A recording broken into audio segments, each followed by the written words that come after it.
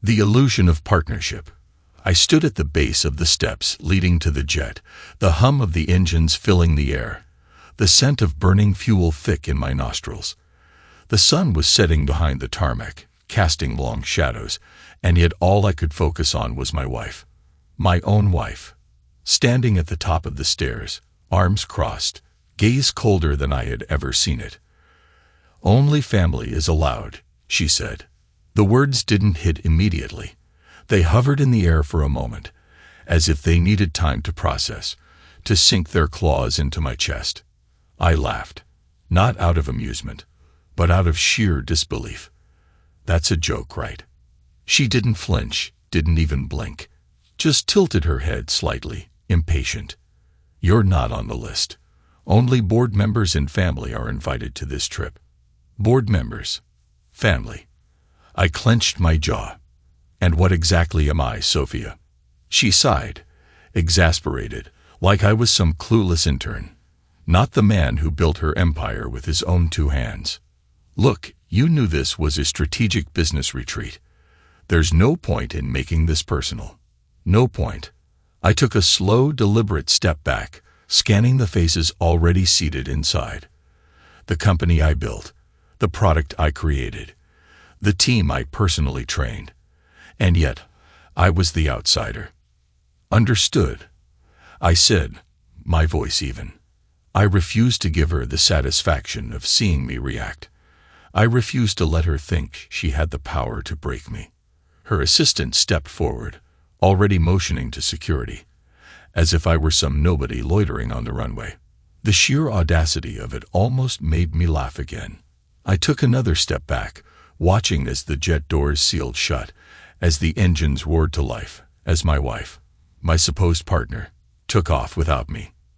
I stood there, watching as the jet shrank into the horizon. My reflection in the glass windows of the terminal showed a man I barely recognized, a man who had given everything and was left with nothing. No, that wasn't true. She thought she had erased me from her success. She had just made the biggest mistake of her life. Because if she wanted me gone, if she truly wanted to wipe away my presence from the empire we built together, then I would do something even better. I would erase her empire entirely. The beginning of this. I remember the first time I saw Sophia. She wasn't the woman she is today, polished, ruthless, sitting atop an empire that bore my fingerprints, but none of my name.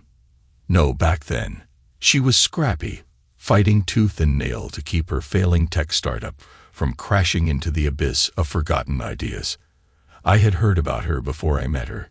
She had a reputation in the industry, not for innovation, but for her ability to sell a vision.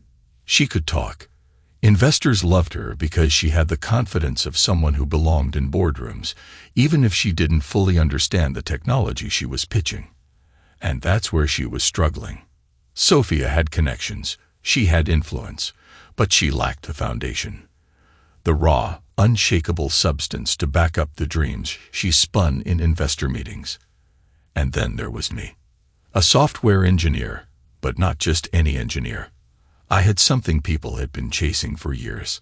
A revolutionary algorithm that could change the industry. Hypersync. It started as a passion project in my small, dimly lit apartment. The kind of thing tech nerds dream about but never expect to go anywhere. An AI-driven automation software that could optimize business operations in real time, adapting without human intervention. It was brilliant. It was unstoppable. It just needed the right stage. And Sophia, she had the stage. Our paths crossed at a tech summit.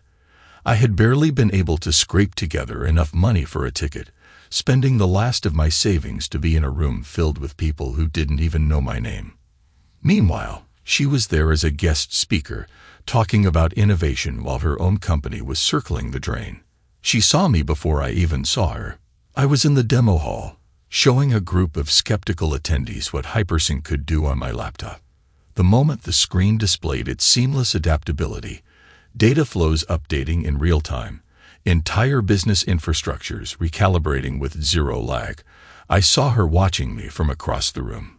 She waited until the crowd thinned before she approached. You made this. There was something sharp about her tone. Something calculated. I nodded. Yeah. She smiled, but it wasn't the polite kind. It was the kind that hinted at opportunity. I think we need to talk. A deal that changed everything. That conversation lasted hours. She asked questions, real questions, not just about the technology, but about me, who I was, what I wanted, what my endgame was. I told her the truth. I don't care about fame. I just want this to exist. I want it to be used. That's when she said the words that altered my entire future. You have the brains. I have the resources. We'd be unstoppable together. It was the perfect pitch. She told me about her struggling startup, how she was on the verge of losing investor confidence. But if we merge your software with my infrastructure, she said, leaning in, voice low and urgent, we can redefine the industry. It wasn't just flattery. It was real. And for the first time, I saw a path forward for my work that didn't involve me sitting alone in a dark room, hoping someone took notice. So I said yes, from two strangers to partners. The next few years were a blur of hard work, late nights, and blind faith. I poured my entire soul into refining Hypersync, making it sharper, faster, more adaptive than anything the world had ever seen. Meanwhile, Sophia worked her magic, securing funding, partnerships, press coverage. It was exhilarating. We weren't just business partners. We were equals. Or at least, that's what I thought. Somewhere along the way, the late-night strategy meetings turned into shared dinners. The professional admiration turned into something deeper. Before I even realized it, I was in love with her. I saw her as the person who believed in me when no one else did. She saw my potential, championed my work, fought to bring it into the world. And in return, I trusted her completely. We got married before the company even took off. It felt like a natural step, like we were sealing our commitment, not just to each other, but to our vision. Hypersync wasn't just a company. It was our child, the thing we built together, the thing we were going to share forever. Or so I thought. The first red flag. At first, it was small things. Sophia would take press interviews alone, brushing off my presence as if I was just some behind-the-scenes tech guy. The investors started associating Hypersync solely with her, treating me as if I was her employee rather than her co-founder. I noticed that in meetings, she would correct people who referred to Hypersync as our company, subtly shifting the language to imply that it was hers. I didn't say anything. I convinced myself that it didn't matter. We were a team, weren't we? What was the point in arguing over something as petty as credit when we were both reaping the rewards of our success? But looking back, that was the moment the balance shifted. That was when I should have seen the warning signs. Because Sophia wasn't just ambitious. She wasn't just driven. She was hungry. And soon, I would find out just how much she was willing to consume to stay on top. The shift in power. At first, it was easy to ignore the changes. Success does that. It blinds you to the little details, the subtle shifts in dynamics that don't seem important until it's too late. When we were struggling, fighting together to make Hypersync a reality, there was no room for ego, no space for power struggles. We were two halves of a whole, working toward the same goal. But once the money started rolling in, once investors started throwing millions at us, everything changed. Or maybe she changed. At first, the changes were so gradual that I barely noticed them. She took on more media interviews, and I let her. It made sense. Sophia was the face of the company, the one who charmed investors, who made deals happen. She had the personality for it, the confidence, the connections. I was fine being in the background. I wasn't in it for the fame. Then, slowly, the language changed. At board meetings, she stopped referring to our company. It became her company. Hypersync is a product of my vision, she'd say. When I started this company, I knew we were going to revolutionize the industry. I'd sit there, forcing a smile, nodding, convincing myself that the wording didn't matter, that she didn't really mean it that way. But it wasn't just words. She started making executive decisions without me. A major partnership with a government agency. I found out through a press release. A new expansion strategy that shifted focus away from my original vision. She discussed it with the board before consulting me. The company's branding was suddenly centered entirely around her. The official website no longer listed me as co-founder, just as lead developer. I confronted her about it once, sitting in our sleek, glass-walled office, overlooking the city. "Sophia," I said, trying to keep my voice calm. "We built this together. Why do I feel like I'm being pushed out?" She sighed, barely looking up from her laptop. "You're overthinking it. Investors like a strong leader, someone they can rally behind. The public likes a face they can recognize. We both know you're not comfortable with that." I frowned. "That's not the point. The point is, you're erasing me from the story." She laughed, shaking her head. "Don't be dramatic. Everyone knows you're a part of this." That was a lie. The world didn't know, because she had made sure of it. The biggest mistake of my life. Then came the share transfer. Sophia called it a strategic move. "We need to consolidate our power," she had said, lounging on the couch in our penthouse, sipping wine like we weren't talking about the future of my life's work. "The board thinks it would be more stable if all major shares were under one name. Less legal complications, fewer risks when making bold moves." I frowned, my gut twisting. "What risks?" She waved a hand dismissively. "Nothing serious. Just a formality, really. It won't change anything between us. What's yours is mine, and what's mine is yours." I should have seen it. I should have questioned why she was suddenly so eager to merge everything into her control. But I didn't. Because I trusted her. Because I was a fool.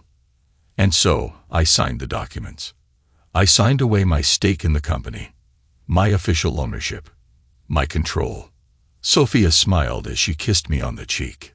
"See, we're a team. This just makes things cleaner." I remember holding the pen a moment too long before setting it down. Something in the back of my mind told me I had just made the biggest mistake of my life.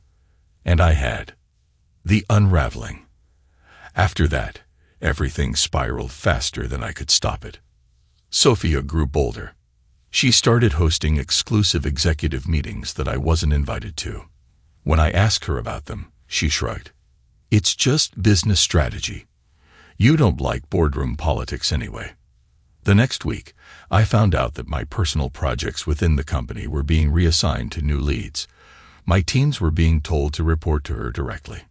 Then came the final blow. The company was preparing for a massive global expansion, an event that would be the biggest milestone in Hypersync's history. I should have been front and center. I should have been one of the key people leading the charge. Instead, Sophia scheduled a private jet trip for the board, an exclusive strategy retreat. I wasn't invited. I only found out when I saw the itinerary sitting on her desk. I confronted her. "You didn't even tell me about this trip." She barely looked up. "I didn't think you'd be interested. It's more of a PR move than anything. You've always hated that stuff."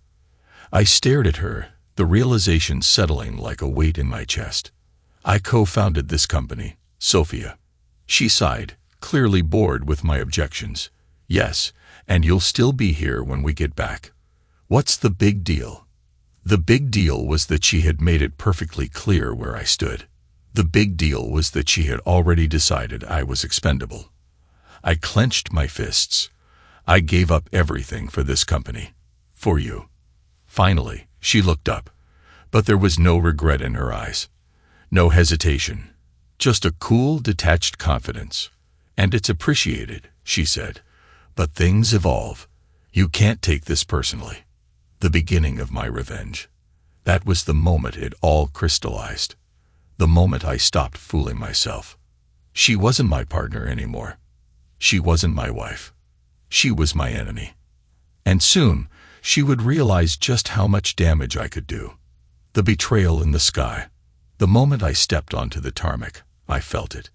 That strange, hollow sensation in my gut. The one that told me something wasn't right, even before I had a reason to confirm it. It was the same feeling I had the day I signed over my shares to Sophia. The same quiet whisper of something shifting beneath my feet. Only this time, I wouldn't ignore it. I walked toward the jet, the heat of the engines pulsing through the air. I could already see the others boarding. Executives, board members, a few of the senior engineers I had personally mentored. People I had built this empire with. It was supposed to be a celebration. The company's biggest expansion yet. A milestone that should have belonged to both of us. But the moment I reached the bottom of the stairs, she was there. Standing at the top, arms folded. Looking down at me with something unreadable in her expression. I frowned. "You coming down?" She didn't move. Instead, she gave me a small, cool smile and said words that I would never forget. "Only family is allowed."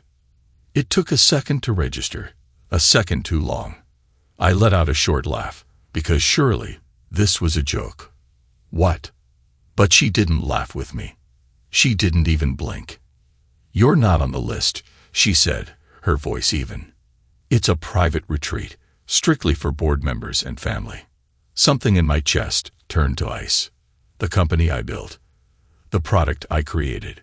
The legacy I poured my life into. And I wasn't even considered part of it anymore. I looked at the others already inside. People who used to answer to me.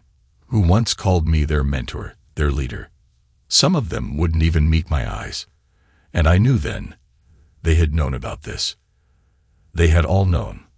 I took a slow step back, scanning her face for any hint of regret. Any sign that she was second-guessing herself. There was none. "You're serious," I said quietly.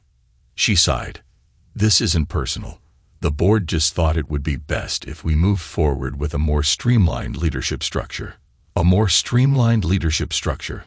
I wanted to ask her when she had decided to become the enemy. When exactly she had gone from being my partner to being the person who had engineered my removal from my own company. But I didn't. Because I already knew. The moment everything changed. I could have fought it. Could have argued. Could have demanded she tell me the real reason she was doing this. But I didn't.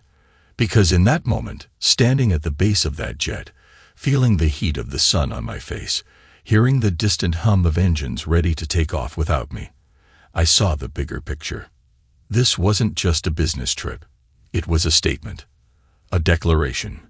Sophia wasn't just excluding me from this trip. She was excluding me from everything. She was rewriting history, erasing my name, making it so that when the story of hypersync was told, I was nothing more than a footnote in her success. And if I fought her here, if I made a scene, if I begged, then I would be exactly what she wanted me to be. A desperate man clinging to something that was no longer his. So I made a decision. I took a slow, measured breath, forcing my pulse to steady. And then I stepped back. I nodded once, keeping my voice even. Understood. Sophia blinked, just for a fraction of a second. She had expected me to react differently. Expected me to fight. To argue. To beg for my place. But I wouldn't give her the satisfaction. Instead, I turned away, walked off the tarmac, and listened as the engines roared to life behind me. I didn't look back. Not when the wheels lifted off the ground. Not when the jet disappeared into the sky. Not when my entire world was supposedly leaving without me. Because she thought she had won. She thought she had finally cut me out completely. She had no idea she had just handed me the ultimate revenge. The birth of my plan. By the time I reached my car, my mind was already working. Sophia had spent years convincing herself that she was untouchable. That she was the true mastermind behind hypersync. That I was just a technical footnote in her empire. And because of that, she had made a fatal mistake. She had forgotten who built this company from the ground up. She had forgotten who created the foundation that held it together. She had forgotten that the core of everything, the software, the security, the very system that powered hypersync, was still mine. And now, I had nothing left to lose. The last thing she expected. As I drove away from the airstrip, my hands tightened on the wheel. She had taken everything from me, but there was one thing she didn't take. Something she didn't even realize was still in my possession. The source code, the security keys, the backdoor I had built into the system from the very beginning. A safety measure, a kill switch. Something I had installed in the early days when I still believed that we were in this together. She thought she had shut me out. She thought she had erased me. She thought she had won. But she had no idea. Because now, for the first time since this all began, I was no longer playing defense. Now, I was going to take everything back.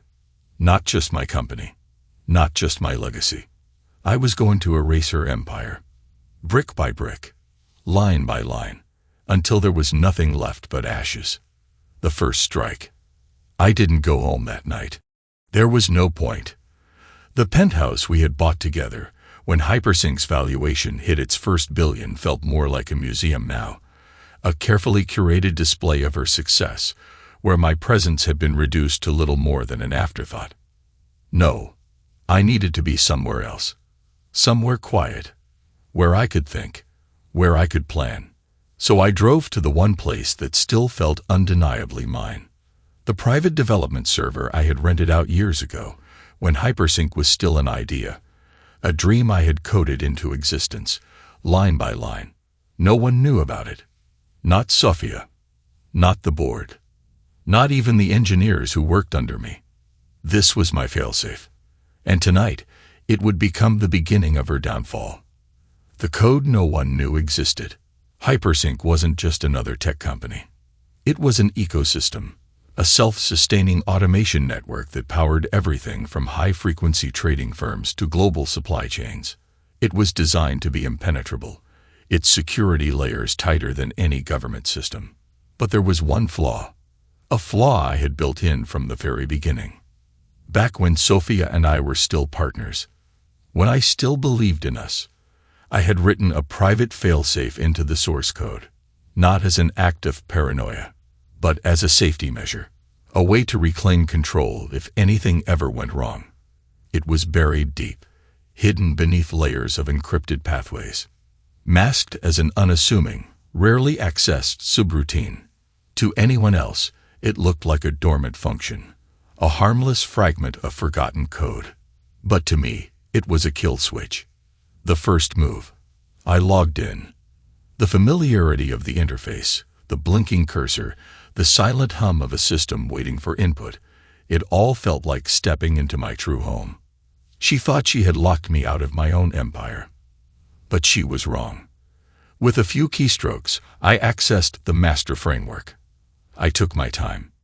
Sophia was on a plane, surrounded by her new board, her loyal executives, basking in her illusion of power. She wouldn't see this coming. She never did. First, I ran a diagnostic. The numbers flashed across the screen. Hundreds of servers. Millions of active users. A network worth billions. And all of it was still tied to my code. Then, I executed the first command. A simple one. A security reconfiguration. On the surface, nothing changed. Hypersync continued running as usual. But beneath the surface, every executive-level access key was revoked. No one, not Sophia, not the board, not a single top-level employee, could log in or make any critical system changes, except for me. I leaned back, watching as the system reset itself. She wouldn't notice immediately. Not yet. But soon, very soon, she would wake up to a world where she was no longer in control. The next morning, my phone rang at 6:07 a.m. I didn't answer. It rang again, and again. Finally, I picked up, just to hear her voice. "Aaron," she snapped. No greeting, no pretense, just pure panic. "Hypersync is locked down. We can't access anything. What the hell did you do?" I smiled. It was satisfying, listening to the cracks in her usually composed demeanor, hearing the underlying fear in her voice. I kept my tone casual. "Good morning, Sophia. Something wrong?" She exhaled sharply, frustration clear in every syllable. "Don't play games. The system is rejecting all executive logins. The entire board is locked out. The engineers can't override it. I know you did something." I took a slow sip of my coffee, savoring the silence between us. Then I said the words I knew she never expected to hear. "Sorry, but only family is allowed." The moment she knew. Dead silence on the other end of the line. I could almost picture her standing in some luxury resort, foam clenched in her hand, her carefully constructed world starting to fracture. She started, but I cut her off. "Let's get one thing straight, Sophia," I said, my voice cold now. "You didn't build Hypersync. I did. You didn't design the system. I did. You don't own it. I do." She tried to interrupt, but I kept going. "And if you think for 1 second that you can erase me from the company I created, then you don't understand the first thing about how any of this works." A sharp inhale. Then her voice dropped to something more dangerous. "You think you can take it back," she hissed. "You think you can win." I let out a short laugh. "Sophia," I said, lowering my voice like I was letting her in on a secret, "I already did." Then I hung up. The beginning of her end. By the time she landed, it was too late. Hypersync's security system had been completely overhauled. All critical operations required my biometric authentication. The board was in shambles, investors demanding answers. And Sophia, for the first time, she realized what she had done. She had undermined me. She had betrayed me. She had shut me out of my own company. But in doing so, she had forgotten something far more important. I was the one who had built this from nothing. I knew every line of code, every system flaw, every hidden failsafe. And now, I was going to burn it to the ground. The collapse begins. I didn't go back to sleep after hanging up on Sophia. I just sat there, staring at my phone, watching as the missed calls piled up, one after another. Her name flashing over and over like a desperate heartbeat. By 7 a.m., the calls stopped. Not because she had given up, but because she had finally realized the truth. This wasn't just a minor system glitch. This wasn't something her engineers could patch in a few hours. This was the beginning of the end. And I had written the script. The desperation begins. At exactly 8:15 a.m., I got a text. Not from Sophia. From one of my old engineers. Someone who had been loyal to me before Sophia started restructuring the company to squeeze me out. "They're panicking. The board is losing its mind. She's trying to call an emergency meeting, but no one can access anything. What did you do?" I smirked, typing back slowly. "Just reminding them who built the system. Her first attempt to fix it. Sophia was smart. I had to give her that. She didn't waste time. She called in every expert she could find. Top-tier cybersecurity specialists. Former government encryption analysts. Even a few of my old team members she had kept around after I left. They all ran into the same wall. The lockout wasn't just a simple admin-level restriction. It was a deep structural override. Something embedded so far into the system that even if they tried to rewrite access pathways, the code would rebuild itself in real time. Hypersync was shutting her out at the DNA level. And there was only one person who could unlock it. Me.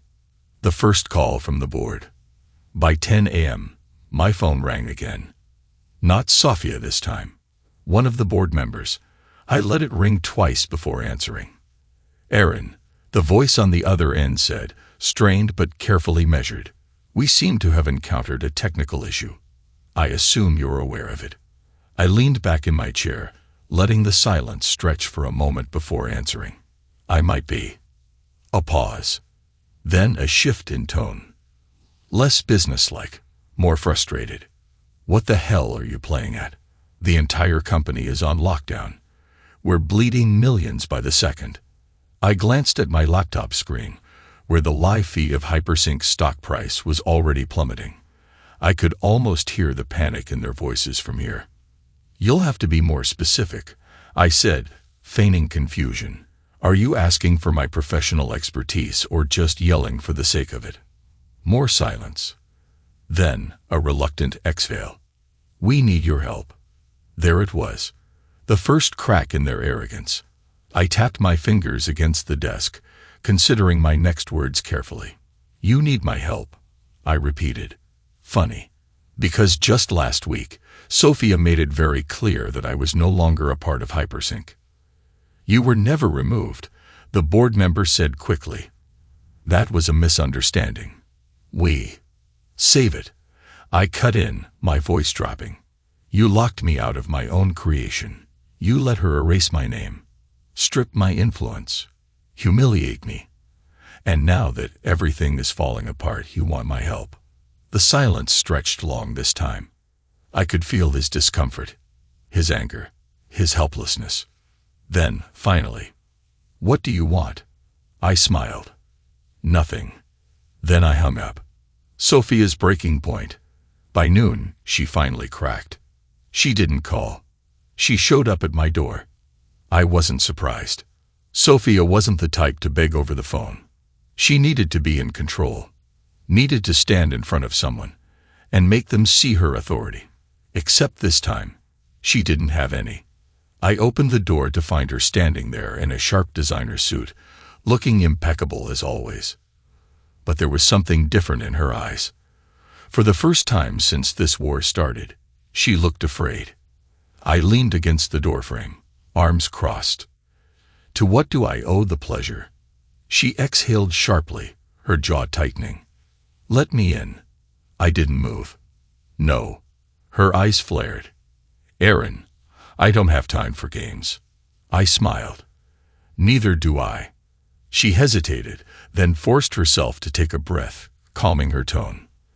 "Look," she said, "we can fix this." I raised an eyebrow. "We?" She swallowed, choosing her next words carefully. "I made a mistake." I laughed, a real, sharp laugh. "Oh, now it's a mistake." Her fingers curled into fists at her sides. "I did what I had to do for the company." "Then do what you do best, Sophia," I said, voice low. "Talk your way out of this. Convince the board you've got it all under control. Because as far as I'm concerned, this isn't my problem anymore." Her breath hitched, just for a second. She was losing control. I stepped forward, lowering my voice to something almost dangerous. "Hypersync was mine before it was ever yours," I said. "And now you don't own it anymore." "You can't do this," she whispered. "This is my life, Aaron." I tilted my head. "Funny. You didn't care about that when you erased my life from the company." She swallowed hard. For the first time, she didn't have a response. So I leaned in, delivering the final blow. "Consider this your first lesson in losing everything," I murmured. Then I shut the door in her face. The chaos spreads. By evening, the fallout had spread. Investors began pulling out, terrified of the instability. Customers started losing access to Hypersync services, causing major corporations billions in potential losses. News outlets began reporting on the crisis inside Hypersync, hinting at an internal sabotage. And Sophia, she had no way out, because the only person who could fix it was me. And I had no intention of saving her. I was only getting started. The company in freefall. I woke up the next morning to chaos. Not my own. Hers. Sophia's empire, the one she had spent years crafting while erasing my name from it, was burning to the ground. And she knew it. The first thing I did was check the stock reports. Hypersync had dropped another 30% overnight. By now, it wasn't just investors panicking. The companies that relied on Hypersync's AI were starting to feel the impact. Logistics networks were failing. Banking systems were glitching. AI-driven trading firms were hemorrhaging millions because they couldn't access the software's real-time market predictions. And through it all, I sat back, sipping my coffee, watching the world slowly realize the truth. Hypersync wasn't Sophia's creation. It was mine. And without me, it was collapsing. The board's last-ditch effort. By mid-morning, my phone rang again. The board. Not Sophia this time. They must have finally realized that she wasn't in control anymore. I let it ring a few times before answering. "Gentlemen," I said smoothly, "to what do I owe the pleasure?"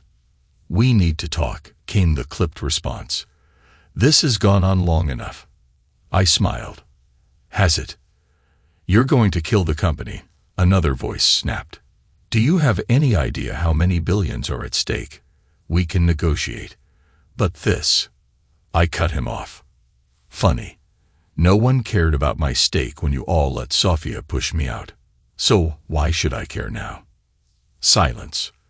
Then the voice softened. "Look, whatever personal grievances you have against Sophia, we can fix it. Just restore access to the system, and we'll—" I chuckled. "You think this is about grievances?" They didn't get it. They still thought this was just about revenge, about me throwing a tantrum because I got left out of a boardroom. They didn't understand that I wasn't fighting for my place back in the company. I was tearing it apart from the inside out. "You had your chance," I said, my tone calm but firm. "You chose your side. Now you get to watch what happens next." Then I hung up. Sophia's desperation grows. By noon, my apartment intercom buzzed. I didn't even have to check to know who it was. Sophia. She was running out of options. And I was the only person left who could stop the bleeding. I took my time opening the door.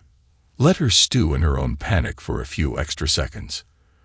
When I finally let her in, she didn't even waste time pretending to be composed.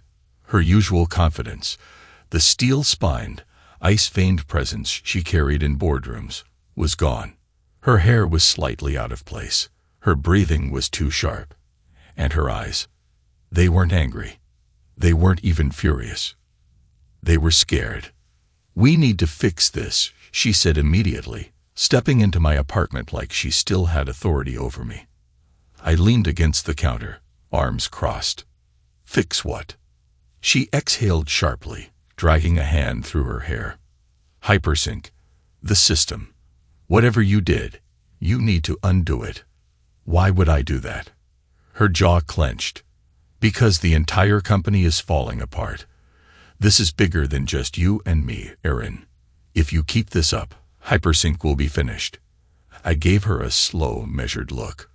"Good." Her breath hitched. Just a little.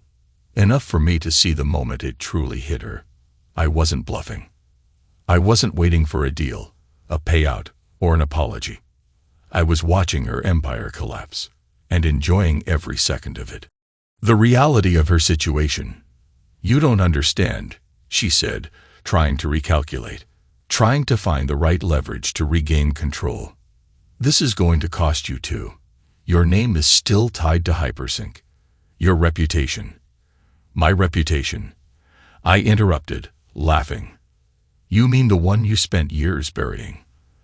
The one you erased from every press release, every article, every award you took credit for?" She flinched. I took a step forward, lowering my voice. "I don't care about Hypersync anymore, Sophia. I care about watching you lose everything you stole from me." Her lips parted, but no words came. Because now, for the first time, she truly understood. This wasn't about business. This wasn't about the board, or the company, or the stock price. This was personal, and there was no fixing it. The last attempt. She swallowed, visibly forcing herself to soften. "Erin," she said, her voice lowering, trying to sound like the woman I once loved. "We built this together. You don't have to destroy it. We can start over. We can." I smiled. "No, Sophia." Her mouth snapped shut. I stepped closer, until there was barely any space between us, and said the words that finally broke her. "You already did that," I whispered, "the moment you looked me in the eye and told me I wasn't family anymore." Tears burned in her eyes. Real ones. I had seen Sophia fake cry in business meetings before. I had watched her manipulate emotions like a master chess player. But this was real. She knew it was over. I stepped back, keeping my expression neutral. "You should go," I said simply. Her breath shuddered. Then, without another word, she turned and walked out. The final blow. By evening, the news headlines were everywhere. Hypersync faces unprecedented crisis as CEO Sophia fails to regain control. Investors flee as Hypersync's stock crashes. Was Hypersync's true genius erased from history? And the best part, the media was finally digging into the truth. Interviews with former employees, old articles mentioning my name before it was wiped from company records. Whispers about how, maybe, Sophia hadn't been the real mastermind after all. By midnight, Hypersync had lost half its valuation. And Sophia, she was finished. Not just as CEO. As a legend, a business icon, a name that once commanded respect in every boardroom. Because now, the world knew. She wasn't the woman who built Hypersync. She was the woman who lost it. And I was the man who made it happen. The final blow. The morning after Sophia walked out of my apartment, the world had already shifted. Her empire was crumbling in real time. And this time, there was no coming back. I watched the news unfold over a cup of coffee, my laptop open, multiple stock reports flashing across the screen. Hypersync had lost 60% of its valuation overnight. Sophia had spent years building an image of power, control, and innovation, convincing the world that she alone was the force behind Hypersync's success. But in the span of 24 hours, that illusion had been shattered. The media vultures who once worshipped her were now tearing her apart, picking at every flaw, every decision she had made, every questionable tactic she had used to climb to the top. It was almost poetic. She had spent so much time erasing me from the company's history, convincing herself that she had all the power. But now she was just another fallen CEO, another scandal-ridden executive whose name was being dragged through the mud. And the best part, I wasn't done yet. The day of reckoning. By midday, my phone buzzed again. Not from Sophia this time. From her lawyer. I let it ring. Twice. Then I answered. Yes. There was a pause, then a calm, measured voice. "Mr. Carter, we'd like to discuss an arrangement to." No. Silence. "Excuse me?" the lawyer asked. I leaned back in my chair, stretching out my legs. I said no. There's no arrangement. No deal. No negotiation. The voice on the other end didn't waver, but I could hear the underlying tension. "Mr. Carter, Sophia is willing to make certain concessions." I laughed. Actually laughed. "Sophia doesn't have anything left to bargain with," I said. "She lost her company, her investors, her reputation. So tell me, what exactly is she offering?" A longer pause this time. Then the lawyer tried a different angle. "We're willing to restore your position at Hypersync. You'd be reinstated as co-founder, and..." I cut him off. "Hypersync doesn't exist anymore," I said smoothly. "At least, not in the way she thinks it does." Silence. Then a breath. "What do you mean?" I smiled. "You'll see soon enough." And then I hung up. The final stage. By late afternoon, I was ready. I had been waiting for this moment, planning for it. The collapse of Hypersync wasn't enough. I needed to rebuild it. But under my name this time. So I made the final move. With a few keystrokes, I executed the last phase of my takeover. Hypersync's patents. Transferred. The AI's core structure. Migrated. The original technology. Sealed. Every valuable asset that made Hypersync a billion-dollar company was no longer under Sophia's control. The company still existed in name. But its soul, its foundation, its power, it was mine again. Sophia's last desperate attempt. At 7 p.m., I got one last text. From her. Not her lawyer. Not the board. Her. "Meet me, one last time. Hotel Langford. 8 p.m. I stared at the message. debating. Then I decided I would go. Not because she deserved another conversation, but because I wanted to see the look in her eyes when she realized it was over. The final meeting. I arrived exactly at 8 p.m. The hotel bar was nearly empty, the dim lighting casting long shadows over the polished mahogany. I spotted her immediately. Sophia sat in the corner booth, a glass of untouched wine in front of her. She looked different. Not broken, not defeated, just tired. I took my time walking over, watching as she lifted her gaze to meet mine. "Didn't think you'd come," she murmured. I slid into the seat across from her, resting my arms on the table. I was curious. She let out a soft, humorless chuckle. Curious about what? I studied her, taking in the small changes, the tension in her shoulders, the faint dark circles under her eyes, the way she wasn't wearing the armor of control anymore. Then I said, "How it feels." She stilled. "How what feels?" I tilted my head. "Losing everything." She inhaled sharply. And for a moment, she looked like she was going to snap back, like she was going to fight me one last time. But she didn't. Instead, she looked down at her glass. "You were always the smarter one," she admitted quietly. "I just talked better." I leaned forward. "You stole from me, Sophia. You erased me. And you expected me to just accept it." She swallowed hard. "I thought you wouldn't fight back."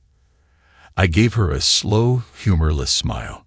"That was your first mistake." She exhaled, gripping the stem of her glass. "And your first mistake." I shrugged. "Trusting you." A long silence stretched between us. Then, softly, she said, "I never stopped loving you, you know." I didn't react. Didn't flinch. I just watched her. Because now I could see what she was doing. The last attempt. The last manipulation. Trying to pull me back in. To make me feel something for her again. But that part of me, the part that once would have believed her, once would have wanted to forgive her, was already dead. So I stood up, slid my hands into my pockets, and delivered the final blow. "I stopped loving you the second you told me I wasn't family." Her breath caught. I turned and walked away. I didn't look back. Not when she called my name. Not when she let out a shaky breath, trying to hold back tears. Not when I stepped out of the hotel, into the night, leaving her alone with everything she had lost. And as I walked away, I knew one thing for certain. This was the last time I would ever see Sophia again. Her new reality.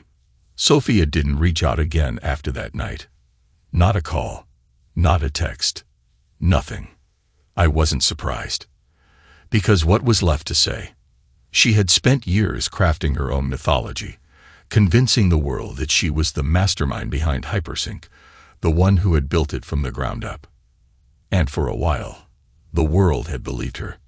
But now she was a cautionary tale. The headlines wrote themselves.